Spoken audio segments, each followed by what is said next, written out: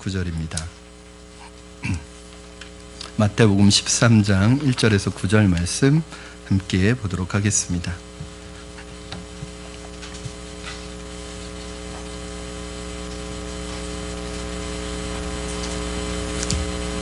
자, 우리 1절부터 9절까지 한 절씩 교독하시고 마지막 9절은 합독하시겠습니다.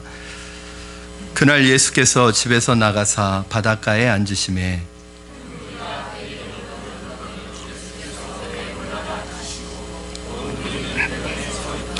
예수께서 비유로 여러 가지를 그들에게 말씀하여 이르시되 씨를 뿌리는 자가 뿌리러 나가서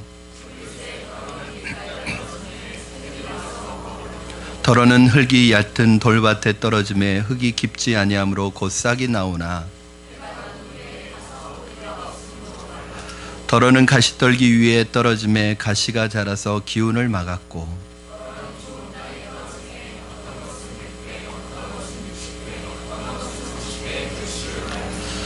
귀 있는 자는 들으라 하시니라. 아멘. 한 신학자는 현대를 가리켜서 설교의 위기의 시대라고 그렇게 정의를 내렸습니다. 어떤 측면에서 설교의 위기냐? 두 가지 측면에서 설교의 위기입니다. 첫째는 설교자의 위기입니다. 즉 설교자의 위기라는 말은 설교자가 준비되어 있지 못함으로 말미암아 하나님의 말씀을 하나님의 말씀대로 선포하지 못하는 위기입니다. 여러분, 하나님의 말씀을 전하는 설교자는 자기에게 하는 사람이 아닙니다. 하나님의 말씀을 성도들에게 대언하는 대언자입니다. 그런데 설교의 위기는 뭐냐면 교역자들이 설교자들이 설교를 준비하지 않고 그 설교 시간에 엉뚱한 소리하고 자기 개인적인 얘기하고 개인적인 상황을 자기의 소견을 얘기하는 그런 시간으로 채우는 것을 많이 봤습니다. 본문을 읽어놓고 본문에 대해서는 한 번도 터치하지 않고 엉뚱하게 자기 얘기만 하고 정치적인 얘기하고 자기 개인적인 인생 스토리만 얘기하다가 끝나는 설교가 성도들을 어떻게 살리는 말씀이 될 수 있겠습니까? 설교자가 준비되지 못함으로 인해서 하나님의 말씀이 하나님의 말씀대로 선포되어지지 못할 때 거기에서 설교의 위기가 오는 것입니다. 두 번째 위기는 무슨 위기냐면 이번에는 설교를 듣는 회중들의 위기입니다. 즉 하나님의 종들이 하나님의 말씀을 말씀을 준비해서 그 말씀을 말씀대로 선포할 때 그 말씀을 듣는 사람들이 이 말씀을 하나님의 말씀으로 받지 않고 인간의 말로 받고 자기의 생각과 자기의 이성과 자기의 지식으로 이 말씀을 판단하고 재단해서 받아들이지 못하고 믿지 못하는 그 현상으로 인해서 아무리 말씀을 들어도 변화가 일어나지 않는 설교가 가지고 있는 회중들의 위기입니다. 오늘부터 시작해서 한 달 동안 여러분과 이 씨 뿌리는 비유를 가지고 하나님의 말씀을 나눌 텐데, 이제 우리가 7월부터 산상수훈 그리고 로마서를 연속해서 강의할 예정입니다. 사실은 이 산상수훈과 로마서는 하나님의 백성의 삶의 방식, 라이프 스타일을 전하는 것이기 때문에 여러분에게도 사실은 인간적으로는 부담이 될 수 있습니다. 저에게도 굉장히 부담스러운 설교입니다. 그러나 한번 여러분 기도로 여러분도 준비하시고 저도 기도로 준비해서 이 말씀을 나눌 때 우리 안에 정말 교회가 교회다워지고 성도가 성도다워지는 그런 놀라운 은혜의 역사가 있기를 주님의 이름으로 축원합니다. 그래서 이 말씀을 듣기 전에 저도 기도하면서 준비하고 또 오늘 본문 말씀은 그러한 하나님의 말씀을 들을 만한 마음의 밭이 우리에게 준비되게 하는 것입니다. 그래서 여러분들이 이 한 달의 말씀을 통해서 여러분의 마음의 밭을 준비하시고 하나님의 말씀을 받을 수 있는 마음들이 준비되셨으면 좋겠습니다. 오늘 설교의 홍수 가운데 우리가 살고 있다고 보통 얘기합니다. 그게 무슨 말이냐? 여러분, 설교의 홍수 그러면 이게 좋은 의미는 아니에요. 그렇죠? 홍수라고 하면 물은 많은데 먹을 물이 없는 걸 홍수라고 그러는 거예요. 마찬가지로 설교는 너무너무 많이 쏟아져 나오는데 그 가운데 들을 만한 설교가 없을 수도 있고 그 가운데 여러분들이 그 설교를 통해서 변화되지 않는다면 이게 홍수죠. 여러분, 요즘에 저도 일주일에 10번의 설교를 하거든요. 그러다 보니까 그 말씀이 내 안에서 충분히 묵상되어지고 숙성되어지고 발효가 되어서 나오는 게 아니라 때로는 설교를 위해서 성경을 볼 때가 있고 설교를 위한 설교를 할 때가 있어요. 그러다 보면은 여러분에게 잘 준비된 요리를 준비해 드리는 게 아니라 인스턴트 음식 준비하는 것처럼 막 저 혼자 지금 막 설교를 끝내서 여러분들에게 갖다 드릴 때가 있단 말이에요. 10번의 설교 준비를 할 때 그렇게 될 수 있습니다. 그래서 때로는 여러분에게 죄송할 때가 많아요. 왜냐하면 나도 아직 이해도 못하고 내 것으로 만들지 않은 말씀을 여러분들에게 전할 때 마치 인스턴트 음식을 여러분에게 드리는 것 같아서 죄송스러울 때가 많아요.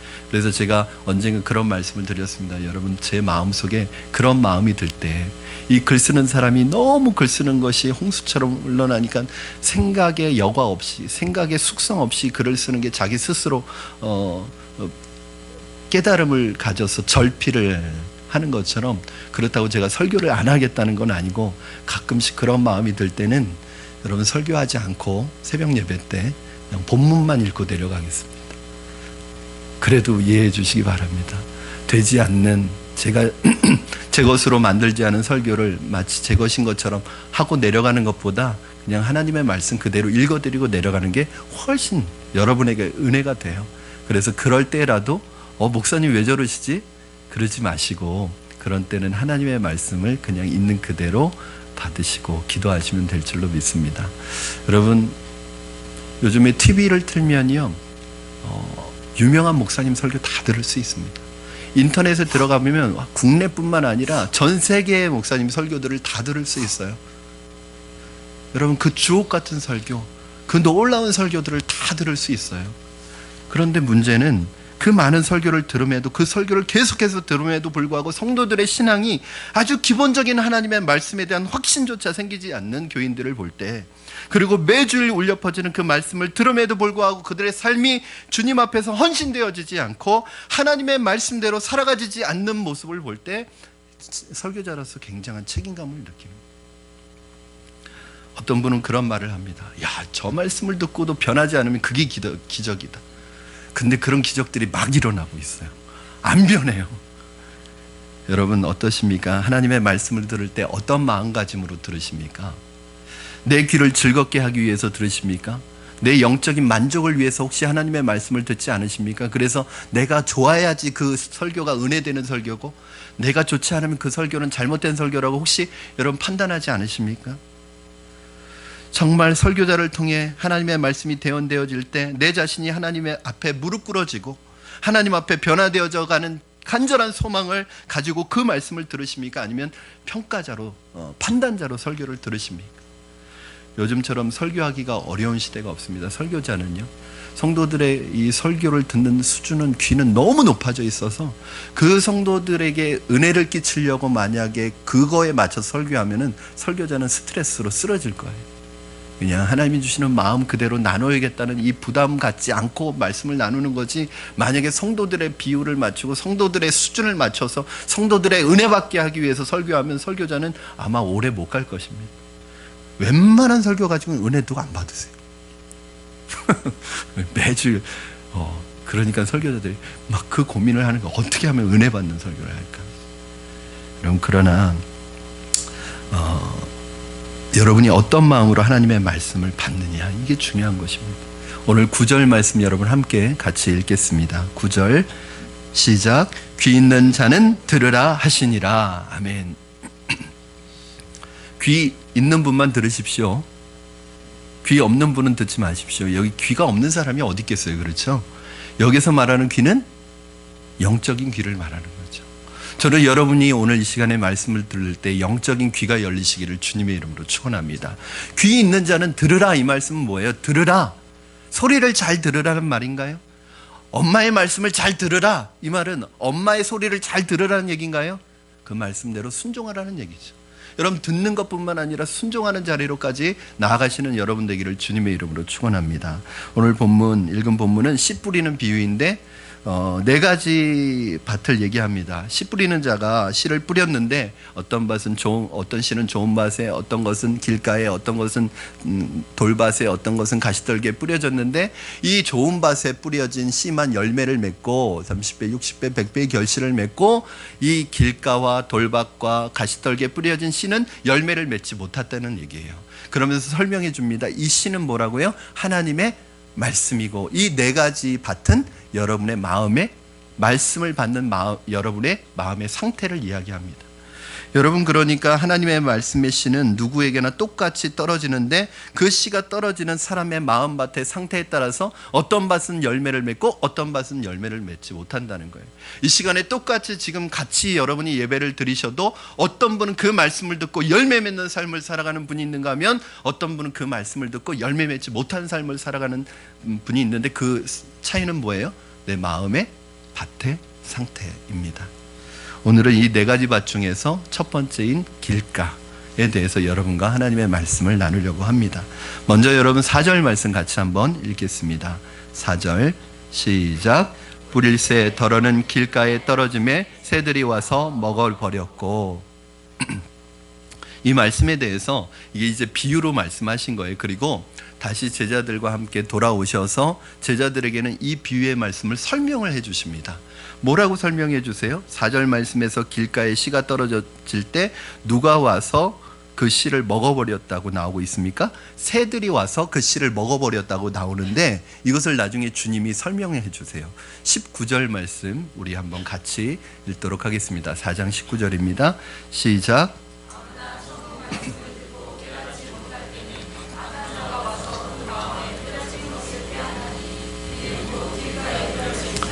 아멘. 특별히 여기서 말하는 길가라는 것은 밭이 아닙니다, 여러분. 길가는 밭이 아니에요. 뭐예요? 그러면은 이 밭 사이에 나 있는 길인 거예요, 길. 그러니까 이 사람들이 밭으로 다닐 수는 없잖아요. 길로 다니다 보니까 이 사람들이 너무 많이 다녀서 이 길이 어떻게 된 거예요? 단단해지고 굳어진 거예요. 사람들이 많이 다니면서 다져져 가지고. 그러니까 단단하고 굳어졌기 때문에 여기에는 하나님의 씨가 떨어져도 들어갈 틈이 없는 거예요. 뿌리를 내릴 수가 없는 거예요. 그래서 그대로 놓여 있다가 뭐가 와서 먹어버려요? 새가 와서 그 씨를 먹어버린다는 것입니다.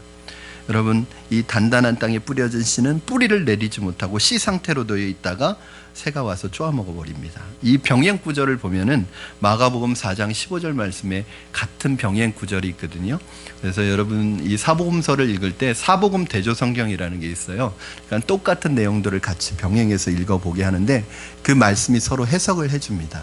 자, 4장 15절 말씀 보면 같은 말인데 조금 더 구체적으로 해석해주고 있습니다. 같이 읽겠습니다. 시작. 말씀이 길가에 뿌려졌다는 것은 이들을 가리키니 곧 말씀을 들었을 때에 사탄이 즉시 와서 그들에게 뿌려진 말씀을 빼앗는 것이요. 그럼 오늘 본문에 나오는 새는 누구를 얘기하는 거예요? 마태복음 13장에서는 뭐라고 나와 있죠? 그 새가 악한 자라고 나와 있거든요. 근데 오늘 마가복음 4장에서는 그 악한 자가 누구예요? 사탄인 거예요. 하나님의 말씀이 어떤 사람의 마음밭에 떨어졌는데 길가와 같은 마음밭에 떨어졌는데 그 마음이 워낙 단단하고 굳어져 있기 때문에 그 뿌리를 내리지 못하고 있다가 사탄이 와서 그 마음에 뿌려진 이 말씀의 씨를 빼앗아 간다는 거예요. 여러분, 이 부분에 대해서 왜 그러면 사탄이 그 마음밭에 길가에 떨어진 그 씨를 뺏어가는지를 설명해 주고 있습니다. 누가복음 8장 12절에서는 사람의 마음밭에 떨어진 씨를 뺏어가는 이유가 있는데 그 이유를 설명해 주고 있습니다. 우리 한번 같이 읽겠습니다. 시작. 길가에 있다는 것은 말씀을 들은 자니 이에 마귀가 가서 그들이 구원을 얻지 못하게 하려고 말씀을 그 마음에서 빼앗는 것이요. 즉 사람의 마음밭에 떨어진 씨를 뺏어가는 이유는 뭐예요? 그들로 구원을 얻지 못하게 하려고. 다른 말로 하면 구원받지 못하게 하려고, 하나님의 말씀대로 살아가지 못하게 하려고, 생명의 길을 찾지 못하게 하려고 말씀을 듣긴 듣는데 그 말씀이 뿌리되지 못할 때 그 말씀을 뺏어간다는 거예요. 여러분, 길가 밭은 어떤 밭을 길가는 뭘 설명하는 걸까요? 사람들이 많이 다닌 길입니다. 그러니까 단단해서 씨가 떨어져도 뿌리를 내릴 수 없는 곳을 말합니다. 우리 사람들 중에 이런 분들이 있습니다. 아주 마음이 단단한 분이 있어요. 왜 단단하느냐? 사람들이 많이 지나갔습니다. 그의 생각과 마음속에 너무 많이 책을 읽었어요. 너무 많은 세상의 철학을 가지고 있어요. 너무 많은 사상을 가지고 있어요. 너무 이성적이에요. 그러니까 세상적인 공부가 충만한 분들이에요. 그래서 이 세상적인 지식으로 가득 차 있으니까 하나님의 말씀이 떨어지면 다 하나님의 말씀을 그 세상적인 지식으로 단단하게 틈을 내주지 않으니까 떨어지지가 않는 거예요. 뿌리를 낼 수 없는 거예요. 하나님의 말씀이 떨어지면 세상 철학가의 그 생각을 가지고 이거는 틀렸다고 얘기합니다. 하나님의 말씀의 씨가 떨어지면 내 이성과 판단과 지식을 가지고 이건 믿어지지 않는다고 내버립니다. 그러니까 하나님의 말씀이 떨어지면 내 이성과 지식과 그동안 배워왔던 세상 지식을 가지고 다 재단하고 판단하고 다 잘라서 받아들이지 않는 거예요. 이게 바로 사람이 그 사람의 이 생각과 마음을 많이 지나간 사람이에요. 주변에 보면 이런 분들이 굉장히 많습니다. 하나님의 말씀을 들을 때 자기의 지식과 이성으로 하나님의 말씀을 평가하고 재단합니다. 안 믿어지면 안 믿는 거예요. 아무리 하나님의 말씀이라고 해도 자신의 생각과 틀리면 받아들이지 않는 거예요. 여러분, 내 눈에 보이지 않는다고 하나님이 안 계신 것이 아닙니다. 내가 기분 나쁘다고 하나님이 안 계신 것이 아닙니다. 내가 안 믿어진다고 하나님이 없는 것이 아닙니다. 그런데 제가 늘 강조하지만, 그래서 여러분, 우리 자녀들이 부모님의 품을 떠나기 전에 초등학교나 중고등학교 때, 적어도 중고등학교 때도 사실 늦어요. 초등학교 때, 중학교 때까지, 늦으면 고등학교 때까지 정말 하나님의 말씀을 잘 가르쳐서 이 아이들이 하나님의 말씀으로 충만하면 세상에 나가서 세상 지식을 공부하면 그 세상의 지식을 가지고 하나님의 말씀의 지혜로 응용을 해서 세상을 살아갑니다. 그런데 하나님의 말씀은 하나도 들어가 있지 않은 아이를 세상 지식으로 충만하게 채우면 이제 하나님의 말씀이 나중에 들어갈 때 세상 지식 가지고 하나님의 말씀을 판단해 버립니다. 여러분, 이 얕은 지식을 가지고 그 놀라운 하나님의 지혜를 판단해 버려요. 그래서 이게 중요한 거예요. 그렇다고 여러분 공부하지 말라는 말 아닙니다.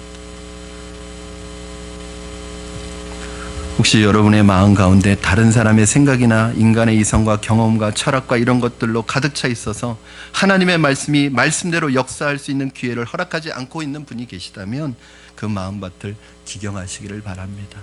이거 갈아엎으셔야 돼요. 부드럽게 만드셔야 돼요. 그게 어떻게 내가 스스로 그렇게 하지 않으면 나중에 하나님이 엎으십니다. 하나님이 갈아주십니다. 예를 들어서 고난을 통해서 아주 심령을 가난하게 만드시면 그냥 말씀이 떨어지면 그냥 열매 맺습니다. 이제 앞으로 우리 산상수훈에서 공부하겠지만 팔복의 첫 번째 복이 뭐예요? 심령이 가난한 자는 복이 있나니 천국이 저희의 것이며.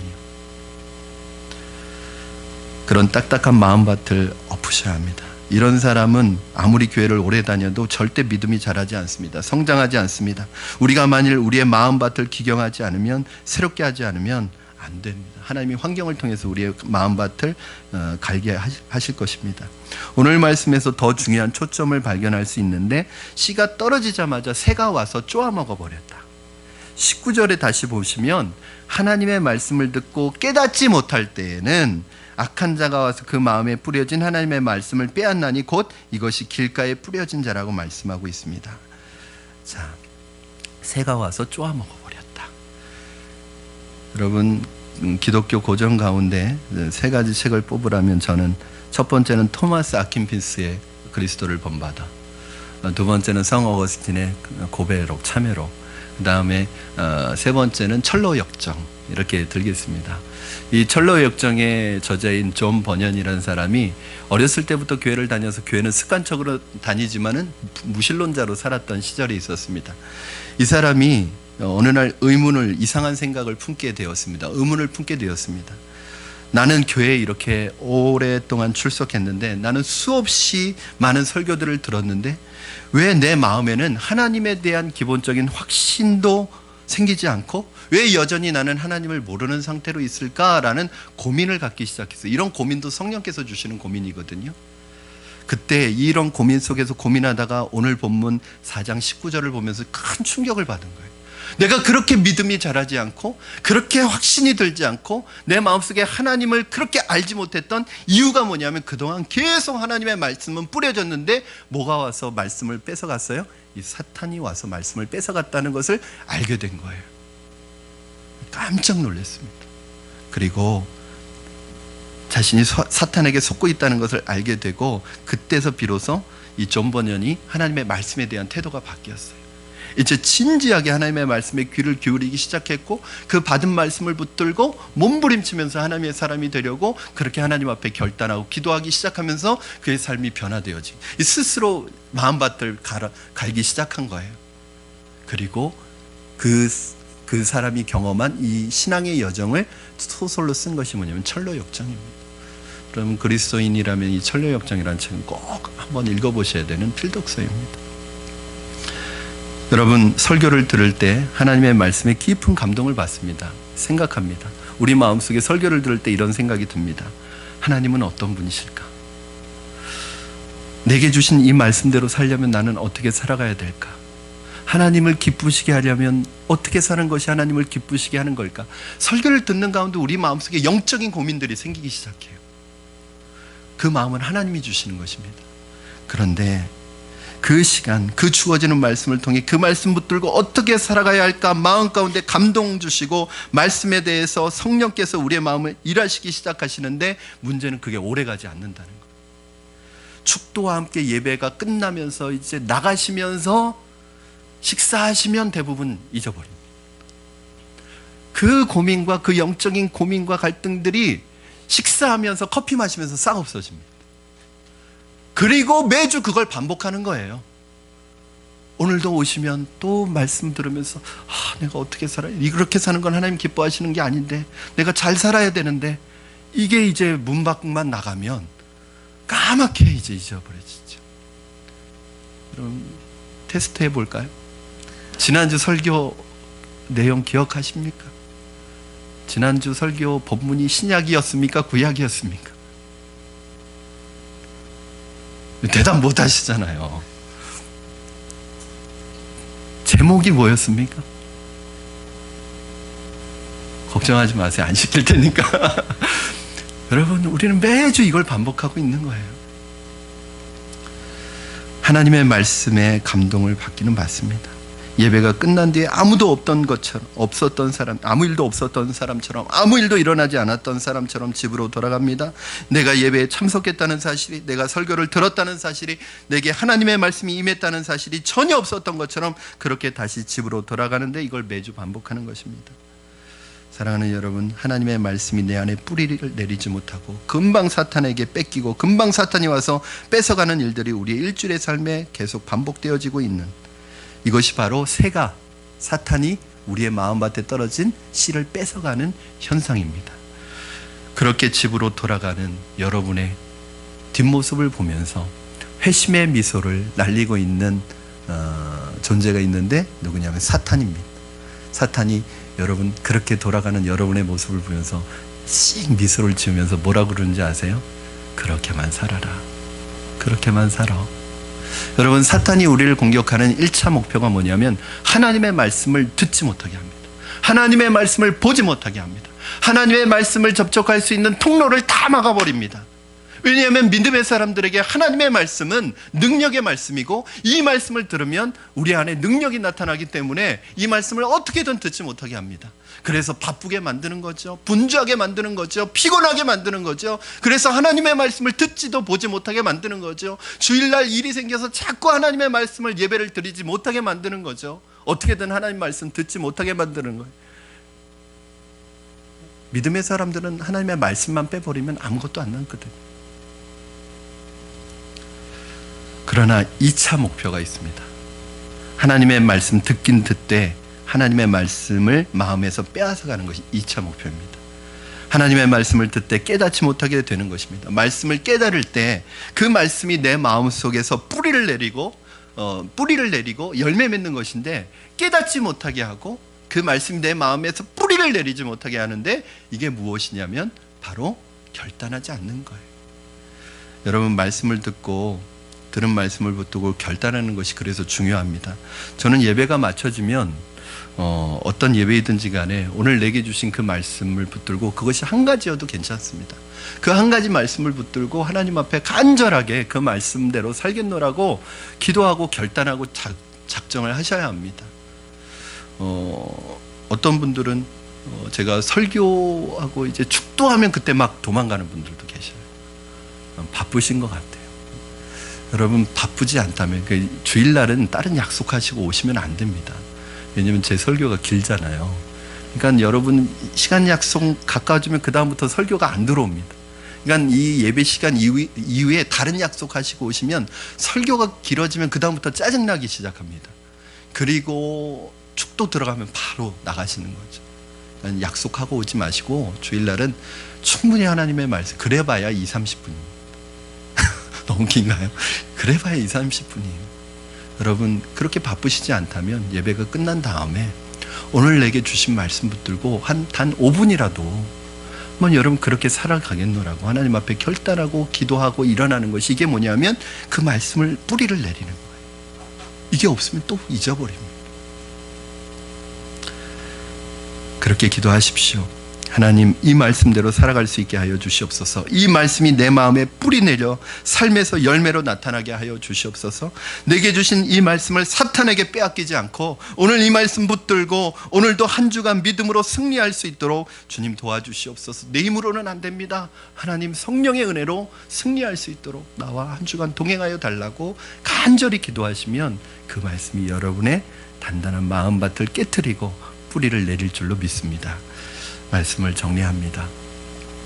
사랑하는 성도 여러분, 오늘 말씀 가운데 하나님께서 우리에게 두 가지 깨닫게 해주십니다. 첫째는 여러분 마음속에 있는 세상적인 생각과 지식과 철학과 사상으로 하나님의 말씀을 재단하지 마시기 바랍니다. 그것 내려놓으시기 바랍니다. 그럴 때 하나님의 말씀이 믿어지기 시작하고 여러분의 마음속에 들어오기 시작합니다. 여러분의 마음속에 그 말씀이 들어올 때 내 생각, 내 고집, 세상을 통해서 얻은 지식과 경험, 책을 통해서 얻은 그 얄팍한 지식을 가지고 광대하신 하나님의 말씀을 판단하지 마시고 하나님의 말씀을 믿음으로 받아들이시기 바랍니다. 그 어떤 것으로도 하나님의 말씀은 평가받을 수 없습니다. 하나님의 말씀이 그 세상의 지식을 평가할 거예요. 두 번째는 말씀을 들은 것으로 끝내시지 마시고 말씀을 들어서 내 귀를 즐겁게 한 것으로 만족하지 마시고 그 주신 말씀 붙들고 이 말씀 붙들고 묵상하고 상고하고 붙들고 몸부림치면서 이 말씀이 내 삶에 적용되는 나의 말씀이 될 수 있도록 그렇게 믿음으로 결단하시고 믿음으로 살아가시는 여러분 되기를 주님의 이름으로 부탁을 드립니다. 저는 여러분의 마음이 길가와 같은 밭이 되지 않기를 바랍니다.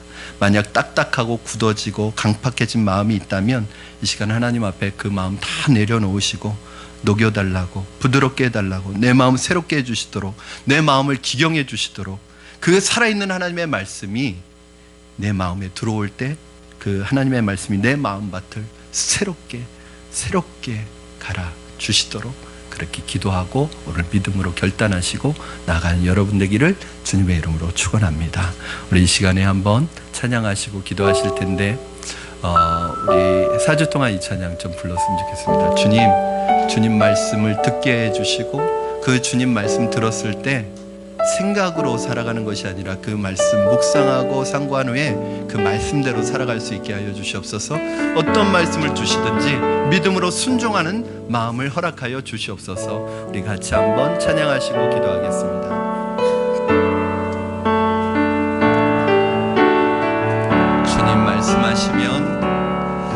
주님 말씀하시면 내가 나가리다.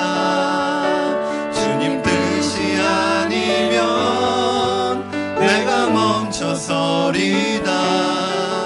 나의 가고 서는 것 주님 뜻에 있으니 오 주님 나를 이끌소서. 우리 다시 한번 고백합니다. 주님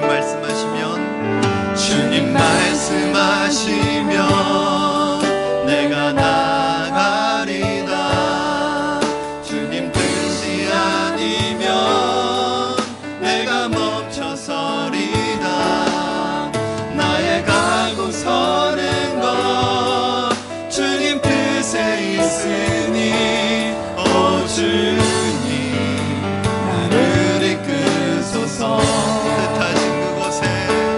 뜻하신 그곳에 나 있기 원합니다. 이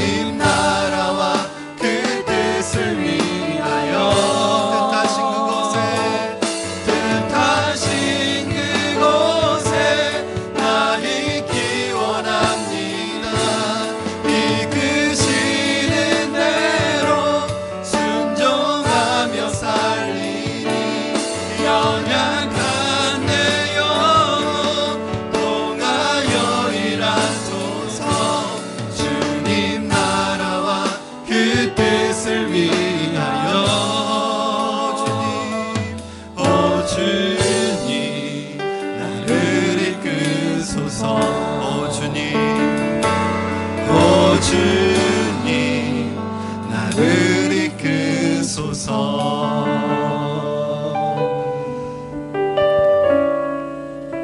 우리 이 시간에 오늘 주신 말씀 붙들고 믿음으로 결단하며 기도했으면 좋겠습니다. 하나님, 오늘 우리의 생각과 지식으로 인해 하나님의 말씀을 믿지 못하는 영혼이 있다면 이 시간 우리의 마음을 새롭게 하여 주시옵소서. 더 이상 인간의 지식과 철학과 생각이 하나님의 말씀을 막지 않게 하여 주시고 내 마음을 강팍하게 만들지 않게 하여 주시옵소서. 하나님의 말씀으로 내 마음을 녹여주시고 우리 안에 하나님의 말씀의 씨가 뿌려지지 못하도록 방해하는 사탄의 전략에 넘어가지 않게 하여 주시고 말씀을 붙들고 결단하며 기도하게 하시고 오늘 들은 말씀을 내 말씀으로 만들 수 있게 하여 주시옵소서. 오늘 주신 말씀 붙들고 믿음으로 결단하며 기도하겠습니다. 살아계셔서 역사하시는 하나님 아버지 감사합니다. 오늘 하나님 주신 말씀 중에 아버지 주신 하나님의 말씀의 씨가 우리의 심령에 떨어질 때 하나님의 아버지 우리의 심령 가운데 아버지 하나님 그 씨가 떨어져 열매 맺는 신앙이 되게 하여 주시옵소서. 단단하고 강팍한 마음으로 인하여 하나님의 말씀을 받지 못하는 하나님의 연약한 심령이 있다면 오늘 우리를 새롭게 하여 주시고 우리를 기경하여 주시고 말씀에 하나님 우리의 마음밭을 하나님 아버지 부드럽게 하여 주셔서 녹여주셔서 오늘 하나님의 말씀이 우리의 마음밭에 떨어져 하나님 주신 뿌리 내리게 하여 주시고 열매 맺게 하여 주시고 하나님 그 말씀의 능력을 경험할 수 있도록 주님 도와주시고 축복하여 주시옵소서. 하나님의 말씀이 우리를 새롭게 하며 말씀의 마음밭이 준비된 하나님 마음밭으로 하나님의 말씀을 들을 수 있도록 우리의 마음밭을 갈아 주시옵소서. 하나님 기경하여 주시고 녹여 주시옵소서. 살아계신 하나님 아버지 감사합니다. 오늘도 내 생각과 내 이성과 내 지식과 하나님 세상 사람들의 하나님 아버지 철학으로 하나님의 말씀을 재단하고 판단하려는 어리석음을 버리게 하여 주시고 우리의 마음밭을 녹여주시고 우리의 마음밭을 기경하여 주시고 우리의 마음밭을 부드럽게 하여 주셔서 그 말씀이 우리 마음밭에 떨어질 때 뿌리를 내리고 열매 맺는 하나님 우리가 되어질 수 있도록 하나님 도와주시옵소서. 말씀을 들을 때마다 그 말씀을 붙들고 믿음으로 결단하며 하나님 그 말씀 붙들고 한 주간 믿음으로 승리하는 삶을 살아갈 수 있도록 우리를 축복하여 주시옵소서. 감사드리며 예수님의 이름으로 기도드리옵소서.